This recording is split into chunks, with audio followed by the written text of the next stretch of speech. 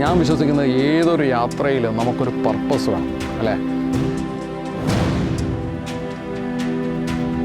ഏതാടാ ഈ ഇലവിലേത്?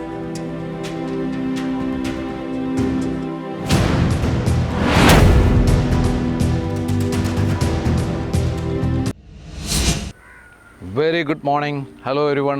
എല്ലാവരും സുഖമായിരിക്കുന്നു വിശ്വസിക്കുന്നു. ആർട്ടിസ്റ്റ് ഓൺ റോഡിൻ്റെ ഈ ഒരു പുതിയ ചാനലിൻ്റെ ഏറ്റവും ആദ്യത്തെ എപ്പിസോഡ്, വെരി ഫസ്റ്റ് എപ്പിസോഡിലേക്ക് എല്ലാവർക്കും സുസ്വാഗതം. അപ്പോൾ എന്താണ് ഈ ആർട്ടിസ്റ്റ് ഓൺ റോഡ്, എന്താണ് അതിൻ്റെ പർപ്പസ്, ഏതാടാ ഈ ഇലവിലേത്, അതായത് ഞാൻ എന്നൊക്കെയുള്ള ചോദ്യങ്ങൾ എല്ലാവർക്കും ഉണ്ടാവുമെന്ന് എനിക്കറിയാം. അപ്പോൾ അതൊക്കെ ഞാൻ പതുക്കെ അടുത്ത സ്റ്റെപ്പിൽ പറഞ്ഞുതരാം. ഞാനിപ്പോൾ നിൽക്കുന്നത് മലയാറ്റൂരാണ്. മലയാറ്റൂർ മണപ്പാട്ടുചിറ എന്ന് പറയുന്ന ഒരു ലേക്കിൻ്റെ തീരത്താണ്. മനോഹരമായിട്ടുള്ള സ്ഥലം. അപ്പോൾ എൻ്റെ ഒരു റൈഡറുണ്ട്, ഡോക്ടർ പ്രശാന്ത്. പുള്ളി ഞാനാണ് കൂടുതലും ഒരുപാട് യാത്രകൾ പോകാറ്. അപ്പോൾ അദ്ദേഹത്തിൻ്റെ സ്ഥലമാണ്. അപ്പോൾ അദ്ദേഹം ഇവിടെ വരാമെന്ന് പറഞ്ഞിട്ടുണ്ട്. അപ്പം പുള്ളിയായിട്ട് ചെറിയൊരു കലാപരിപാടി ഇന്ന് പ്ലാൻ ചെയ്തിട്ടുണ്ട്. ഇത് പറയുന്നതിന് ഇടയ്ക്ക് കൂടെ നമുക്കൊരു ചെറിയൊരു റൈഡ്, കാരണം ഈ ഭാഗത്ത് ഒരുപാട് ഇൻ റോഡ്സും കുറേ ചെറിയ വഴികളും കുറച്ച് ഓഫ് റോഡ് മാതിരിയുള്ള സ്ഥലങ്ങളൊക്കെ ഉണ്ട്. പുറത്തുനിന്ന് വരുന്നവർക്ക് പെട്ടെന്ന് അറിയാൻ പറ്റത്തില്ല.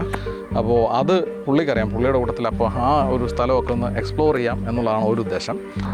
പക്ഷേ മെയിനായിട്ട് എന്താണ് നമ്മുടെ ചാനലിൻ്റെ പർപ്പസും, എന്താണ് നമ്മൾ ചെയ്യാൻ ഉദ്ദേശിക്കുന്നത്, എന്താണ് കവർ ചെയ്യാൻ ഉദ്ദേശിക്കുന്നത് എന്നൊക്കെ ഒന്ന് ചർച്ച ചെയ്യാൻ വേണ്ടിയിട്ടാണ്. അപ്പോൾ നമുക്ക് ഈ പരിപാടികൾക്കിടയിൽ കൂടെ അതും കൂടെ പറഞ്ഞ് മുമ്പോട്ട് പോകാം.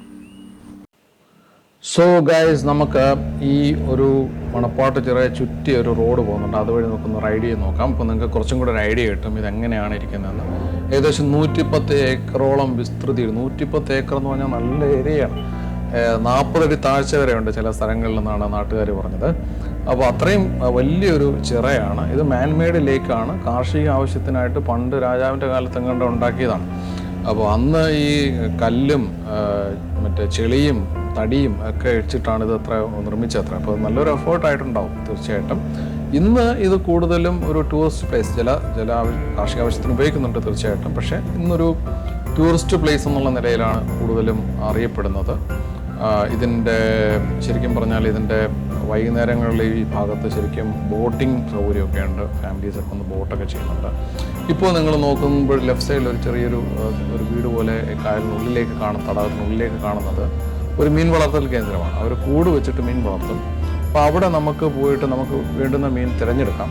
അത് അവർ പ്രിപ്പയർ ചെയ്ത് തരും. അതിനും വേണ്ടിയിട്ട് ഒരുപാട് ആൾക്കാർ അവിടെ വരുന്നുണ്ട്. അപ്പോൾ എന്തുകൊണ്ട് നല്ല വൈബുള്ളൊരു പ്ലേസാണ്. അപ്പോൾ ഇനി ഏതാണ് ഈ artist on channel artist on road എന്ന് പറയുന്ന ചാനൽ എന്ന് ചോദിച്ചു കഴിഞ്ഞാൽ, എൻ്റെ പേര് ശ്രീലാൽ. ഞാൻ IT മേഖലയിൽ വർക്ക് ചെയ്യുന്നു. കുറച്ച് നാളായിട്ട് അവിടെ നിന്നാണ് ചോറും കറിയും കഞ്ഞി കുടിച്ച് ജീവിച്ചു പോകുന്നു. പിന്നെ അത് കൂടാണ്ട് കുറച്ച് പാഷൻസ് കയ്യിലുണ്ട്. ആ പാഷൻസ് എന്ന് പറയുന്നത് ഒന്ന് മോട്ടോർ സൈക്കിളാണ്, പിന്നെ ഒന്ന് ആർട്ട് റിലേറ്റഡ് വർക്കാണ്, മറ്റൊന്ന് എന്താ പറയുക ഫോട്ടോഗ്രാഫിയും സിനിമാറ്റോഗ്രാഫിയും അങ്ങനെയുള്ള കുറച്ച് കാര്യങ്ങളാണ്. ഞാൻ കൊച്ചിയിൽ ബേസ്ഡാണ്. 10-15 വർഷമായിട്ട് കൊച്ചി ബേസ്ഡായിട്ടാണ് വർക്ക് ചെയ്യുന്നത്. ഞാൻ ഒബ്വിയസ്ലി IT മേഖലയിലാകുമ്പോൾ എൻജിനീയറിംഗ് സൈഡിൽ നിന്നാണ്. അതേപോലെ തന്നെ ഈ പാഷൻസ് കഴിയുന്നത്ര നമ്മൾ കീപ്പ് ചെയ്ത് പോകാൻ ശ്രമിച്ചിട്ടുണ്ട്. അപ്പോൾ ഇതാണ് ഒരു ചെറിയൊരു പരിചയപ്പെടുത്തൽ. ബാക്കി നിങ്ങൾ വഴിയെ കണ്ടറിയുക. അപ്പോൾ ആർട്ടിസ്റ്റ് ഓൺ റോഡ് എന്ന് പറയുന്ന ഈ ചാനലിലേക്ക് പ്രധാനമായിട്ടും 3 കാര്യങ്ങളാണ് കമ്പൈൻ ചെയ്യാൻ ഉദ്ദേശിച്ചത്. അപ്പോൾ നമ്മൾ നോക്കുകയാണെങ്കിൽ ഒരുപാട് ചാനൽസ് ഇന്നുണ്ട്. ചില ട്രാവൽ വ്ളോഗ്സ് ഉണ്ട്, റൈഡിങ് വ്ളോഗ്സ് ഉണ്ട്, അല്ലെങ്കിൽ എന്താ പറയുക ക്യാമ്പിങ്ങിന് വ്ളോഗ്സ് ഉണ്ട്, അങ്ങനെ പല വ്ളോഗ്സ് ഉണ്ട്. അപ്പം ഇതിൽ നമുക്ക് യൂണീക്കായിട്ട് എന്താണ് ഒരു പുതിയൊരു കാര്യം നമുക്ക് നമ്മുടെ ഇഷ്ടപ്പെടുന്ന ആൾക്കാർക്ക് അല്ലെങ്കിൽ ഇതിൻ്റെ ഒരു പ്രേക്ഷകർക്ക് വേണ്ടിയിട്ട് എത്തിക്കാൻ പറ്റുക എന്നുള്ളത് നോക്കിയപ്പോൾ ഞങ്ങൾ ചെയ്യുന്ന കാര്യങ്ങൾ തന്നെ ഒന്ന് കമ്പൈൻ ചെയ്ത് കഴിഞ്ഞാൽ ഇത് റെക്കോർഡ് ചെയ്യപ്പെടാതെ പോകുന്ന കുറച്ച് കാര്യങ്ങൾ ചെയ്യാം എന്നുള്ള ധാരണയിലാണ്. അപ്പോൾ ഈ 3 കാര്യങ്ങൾ എന്താ വെച്ചാൽ, ഒന്ന് നമ്മുടെ മോട്ടോർ സൈക്കിൾ റൈഡിങ് തന്നെയാണ്. അപ്പം എന്ന് വെച്ച് ഇതൊരു റൈഡിങ് വ്ളോഗായിട്ട് കാണരുത്. റൈഡിങ് അതിൻ്റെ ഒരു പാർട്ടാണ്. അപ്പോൾ ഈ ഒരു വലിയ ബൈക്ക് അല്ലെങ്കിൽ എന്താ പറയുക ഒരു സൂപ്പർ ബൈക്ക് എന്ന് പറയപ്പെടുന്ന ടൈഗർ 800cc ബൈക്ക് വാങ്ങിച്ചതിൻ്റെ ഉദ്ദേശം തന്നെ മറ്റ് പല കാര്യങ്ങളും കൂടെ അതിൻ്റെ കൂടെ ക്ലബ് ചെയ്യാൻ വേണ്ടിയിട്ടാണ്. ഒരു പക്ഷേ ഒരു റോയൽ എൻഫീൽഡ് വാങ്ങിച്ച് നമുക്ക് ഒരു ബുള്ളറ്റ് ഓടിച്ചു കഴിഞ്ഞാൽ ഇത്രയും സൗകര്യത്തിൽ നമുക്ക് ആ മറ്റു കാര്യങ്ങൾ ചെയ്യാൻ പറ്റില്ല. അതെന്തൊക്കെയാണെന്ന് പറഞ്ഞു വരാം. അപ്പോൾ ഒന്ന് നമ്മുടെ റൈഡിംഗ് ആണ്. റൈഡിങ് കവർ ചെയ്യും. റൈഡിങ്ങിൽ നമ്മൾ പോകുന്ന മോട്ടോർ സൈക്കിൾസിനെ പറ്റി സംസാരിക്കും. എൻ്റെ ഫ്രണ്ട്സിൻ്റെ മോട്ടോർ സൈക്കിൾസ് ഉണ്ടാവും, അതിനെപ്പറ്റി സംസാരിക്കാം. അല്ലെങ്കിൽ അതിൽ വരുന്ന പ്രത്യേകമായിട്ട് റൈഡിങ്ങിൻ്റെതായ അനുഭവങ്ങൾ നമുക്ക് പങ്കുവയ്ക്കാം. അതെല്ലാം റൈഡിങ്ങിൻ്റെ വ്ളോഗിങ്ങിൻ്റെ പാർട്ടായിട്ട്. ഇനി നമ്മൾ റൈഡിങ് എന്ന് പറയുമ്പോഴത്തേനും നമ്മൾ ഒരു സ്ഥലത്തു നിന്ന് പോയി മറ്റൊരു സ്ഥലത്തേക്ക് പോകുന്നു എന്നുള്ളതാണല്ലോ അതിൻ്റെ ഒരു പർപ്പസ്. അപ്പോൾ ആ സ്ഥലത്തിനെ നമ്മളൊന്നുകൂടെ എക്സ്പീരിയൻസ് ചെയ്യണ്ടേ. അപ്പോൾ അതാണ് അതിൻ്റെ രണ്ടാമത്തെ ഭാഗം. ആ സ്ഥലം കൂടുതലായിട്ട് എക്സ്പീരിയൻസ് ചെയ്യുന്നതിനൊക്കെ ഇപ്പോൾ ഉദാഹരണത്തിന് ഞാനിപ്പോൾ നിൽക്കുന്നത് മലയാറ്റൂരിലെ മണപ്പാട്ടുചിറ അടുപ്പിച്ചുള്ള കുറച്ച് സ്ഥലമാണ്. മണപ്പാട്ടുചിറ എന്തെന്നും ഏതെന്നും അതിൻ്റെ ചരിത്രം എന്തെന്നും ഒക്കെ നമുക്ക് പറഞ്ഞു പോകാവുന്ന കാര്യങ്ങളാണ്. അപ്പോൾ അതിനെപ്പറ്റി പറയുക. അതുപോലെ തന്നെ മോട്ടോർ സൈക്കിൾ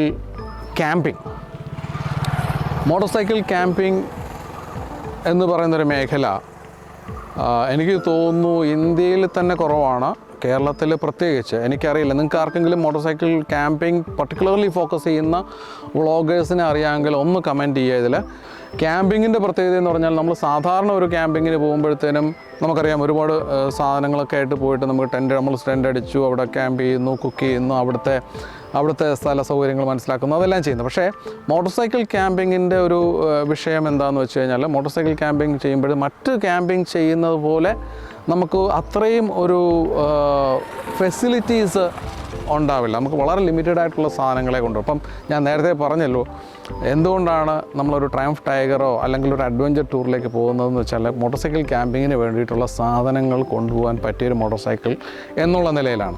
അതേസമയം ഒരു സ്പോർട്സ് മോട്ടോർ സൈക്കിൾ മേടിച്ച് കഴിഞ്ഞാൽ riding will be completely different dynamics. പക്ഷേ ഈ പർപ്പസ് മീറ്റ് ചെയ്യണം. അപ്പോൾ ഈ ഒരു അനുഭവം മോട്ടോർ സൈക്കിൾ ക്യാമ്പിങ്ങിൻ്റെ അനുഭവം കൊണ്ടുവരാൻ പറ്റുന്നിടത്തൊക്കെ കൊണ്ടുവരാം. കാരണം ക്യാമ്പിംഗ് എപ്പോഴും ചെയ്യാൻ പറ്റുന്നൊരു കാര്യമല്ല. നമുക്ക് പറ്റുന്ന സമയത്തൊക്കെ ക്യാമ്പിംഗ് ചെയ്ത് അതിൻ്റെ അനുഭവങ്ങൾ പങ്കുവയ്ക്കുക എന്നുള്ളതാണ് രണ്ടാമത്തെ വിഷയം. ഇനി ഞാൻ വിശ്വസിക്കുന്നത് ഏതൊരു യാത്രയിലും നമുക്കൊരു പർപ്പസ് വേണം, അല്ലേ? വെറുതെ പോയി എന്തെങ്കിലും ചെയ്തിട്ടെങ്കിൽ വരണേക്കെ കൂടുതൽ. അപ്പോൾ ഒരു പർപ്പസ് ഓഫ് ദ റൈഡ് അല്ലെങ്കിൽ ഈ ഒരു സംരംഭത്തിൻ്റെ ഒരു പർപ്പസ് എന്ന് പറയുന്നത് ഞാൻ പറഞ്ഞില്ലേ എൻ്റെ മറ്റൊരു പാഷനായിട്ടുള്ള പെയിൻറ്റിങ് അല്ലെങ്കിൽ ആർട്ട് വർക്ക്. അപ്പോൾ ഏതെങ്കിലും ഒരു സ്ഥലത്ത് പോയി അതിൻ്റെ ഒരു ആർട്ട് വർക്ക് ആ ഭാഗത്ത് ആ സ്ഥലത്തെ പറ്റി ഒന്നുകിൽ പറ്റുമെങ്കിൽ അവിടെ ഇരുന്ന് നമ്മൾ ലൈവായിട്ട് അതിനെപ്പറ്റി ഒരു വാട്ടർ കളർ പെയിൻറ്റിങ് ചെയ്യുക. അപ്പോൾ നമുക്ക് അതിൻ്റെ സ്ഥലത്തിൻ്റെതായിട്ടുള്ള ആ ഫീലിൽ നമുക്കത് ചെയ്യാൻ പറ്റും. അല്ലെങ്കിൽ അതിൻ്റെ ചൂടാറുന്നതിന് മുമ്പേ തിരിച്ച് ചെന്നിട്ട് അതിനെപ്പറ്റി ഒരു പെയിൻറ്റിങ് ചെയ്യുക. അപ്പോൾ നമ്മൾ ഫോട്ടോഗ്രാഫ്സ് ഇഷ്ടം പോലെ എടുക്കാറുണ്ട്, എല്ലാവരും ചെയ്യുന്ന ഫോട്ടോഗ്രാഫ് എടുക്കുക. അപ്പോൾ നമുക്കതൊരു മോട്ടോർ സൈക്കിൾ യാത്രയിൽ പോയി അവിടെ ചെന്ന് ക്യാമ്പ് ചെയ്ത് അവിടെ നിന്നൊരു പെയിൻറ്റിങ് ചെയ്തിട്ട് അതുകൊണ്ട് തിരിച്ചു പോരും. അപ്പോൾ അതിനൊരു പർപ്പസായി. അതിൻ്റെ ലാർജർ പർപ്പസ് എന്ന് പറയുന്നത് നമുക്ക് 1 വർഷമോ 2 വർഷം കഴിയുമ്പോൾ ഇത് വെച്ചിട്ടൊരു പെയിൻറ്റിങ് എക്സിബിഷൻ നമുക്ക് എറണാകുളം ദർബാർ ഹാളിൽ സംഘടിപ്പിക്കാം എന്നുള്ളതാണ് ഇതിൻ്റെ രണ്ടാമത്തെ വശം. അപ്പോൾ ഇത്രയുമാണ് ശരിക്കും പറഞ്ഞാൽ ഞാൻ ഈ ഒരു ചാനലിലേക്ക് യുണീക്കായിട്ട് പ്രപ്പോസ് അല്ലെങ്കിൽ കണ്ടെത്തിയ കുറച്ച് ഒരു കോമ്പിനേഷൻ എന്ന് വേണമെങ്കിൽ പറയാം. ഇങ്ങനൊരു കോമ്പിനേഷനിലുള്ള ഒരു ചാനലുണ്ടാവും എന്നെനിക്കറിയത്തില്ല, ഉണ്ടെങ്കിൽ ദയവായി പറയുക. അപ്പോൾ ഇതിൽ ഏറ്റവും അധികം വേണ്ടുന്നത് നമുക്ക് എന്താ പറയുക, ലേണിംഗ് ആണ്. അപ്പോൾ ഞാൻ ഇവിടെ എന്തെങ്കിലും പോസ്റ്റ് ചെയ്യുകയോ അല്ലെങ്കിൽ ഇതിനെപ്പറ്റി സംസാരിക്കുകയോ ചെയ്യുമ്പോൾ ഈ ഓരോ ഫീൽഡിൽ എക്സ്പേർട്ടായിട്ടുള്ള ഒരുപാട് പേര് ഇതിനുള്ളിൽ തന്നെ ഉണ്ടെന്ന് എനിക്കറിയാം. അപ്പോൾ അവരിൽ നിന്ന് എനിക്കെന്തെങ്കിലും പഠിക്കാനുണ്ടാകും. അത് നിങ്ങൾക്ക് പങ്കുവയ്ക്കാം കമൻറ്റ് ബോക്സിൽ, ലൈക്കിലൊക്കെ. അതുപോലെ തന്നെ നിങ്ങൾക്കും ചിലപ്പോൾ എൻ്റെ നിന്നും കുറച്ചധികം കാര്യങ്ങൾ പഠിക്കാനുണ്ടാകും. പിന്നെ ഇതെല്ലാം അൾട്ടിമേറ്റ്ലി ഒരു പാഷൻ ബേസ്ഡ് ആണ്. അപ്പോൾ നമ്മൾ ഇത് മുമ്പ് ചെയ്തുകൊണ്ടിരുന്ന കാര്യങ്ങൾ തന്നെ ഒന്നുകൂടെ ചെയ്യുന്നു.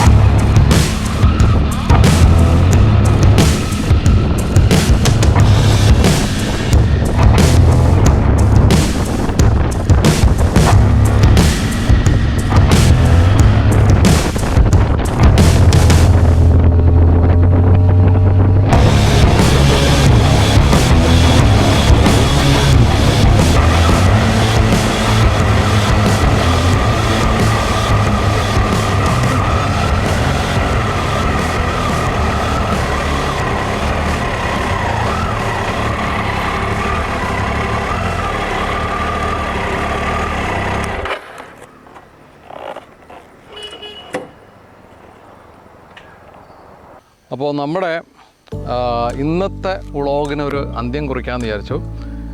എന്തായാലും മലയാറ്റൂരിൻ്റെ ഒരു പശ്ചാത്തലത്തിലായിരുന്നു നമ്മുടെ തുടക്കം. നല്ലൊരു ദിവസം, എന്തായാലും രസകരമായിരുന്നു. എനിക്ക് ശരിക്കും ഇഷ്ടപ്പെട്ടത് നമ്മുടെ ആ ഒരു ഹൈലൈറ്റ് എന്ന് പറഞ്ഞാൽ ഒരു റൈഡായിരുന്നു ഇതിൻ്റെ ഊടുവഴി കൂടെ. ഞാൻ ഒട്ടും പ്രതീക്ഷിച്ചില്ല അങ്ങനെയുള്ള റോഡുകൾ ഇതിനകത്ത് ഉണ്ടാവുമെന്ന്. വളരെ ആക്ച്വലി മലയാറ്റൂരിൻ്റെ ഈ ഒരു ഭാഗത്തുനിന്ന് ഏകദേശം ആ ഒരു ഭാഗത്തുനിന്ന് തുടങ്ങിയിട്ട് അത് ഏകദേശം ഒരു പടിഞ്ഞാറ് ഭാഗം വരും. അത് കിഴക്കവിടെയാണ്. അപ്പോൾ പടിഞ്ഞാറ് ഭാഗത്തുനിന്ന് നമ്മൾ മലയാറ്റൂരിൻ്റെ ഈ ലേക്കിൻ്റെ പടിഞ്ഞാറ് ഭാഗത്തുനിന്ന് തുടങ്ങിയിട്ട് അതിനകത്തൂടെ കറങ്ങി ഇല്ലിത്തോട് എന്ന് പറഞ്ഞ സ്ഥലം എന്ന് പറഞ്ഞാൽ ശരിക്കും ഈ പെരിയാറിൻ്റെ തീരം തന്നെയാണ്. അപ്പോൾ ഇല്ലിത്തോട് ആണ് നമ്മുടെ ഡോക്ടർ പ്രശാന്തിൻ്റെ ഫെസിലിറ്റികൾ. അപ്പോൾ അവിടം വരെ ആയിരുന്നു ഈ ഊടുവഴിയിൽ കൂടെയുള്ള റൈഡ്. ഉഗ്രൻ റൈഡായിരുന്നു. അപ്പോൾ രസമായിരുന്നു. നമ്മൾ ഇനി ശരിക്കും നമ്മൾ ഈ പറഞ്ഞ കാര്യങ്ങളൊക്കെ ഉൾപ്പെടുത്തിക്കൊണ്ട് അടുത്ത ഒരു ട്രിപ്പ് പ്ലാൻ ചെയ്യുന്നതായിരിക്കും. അപ്പോൾ അതിൽ തീർച്ചയായിട്ടും നമ്മൾ riding plus camping plus painting ഈ ഒരു കോമ്പിനേഷനിൽ നമുക്ക് ചെയ്യാമെന്നുള്ളതാണ് ഒരു ഉദ്ദേശം. Good bye, signing off Sreelal TS. Please subscribe if you are not done yet. Thank you.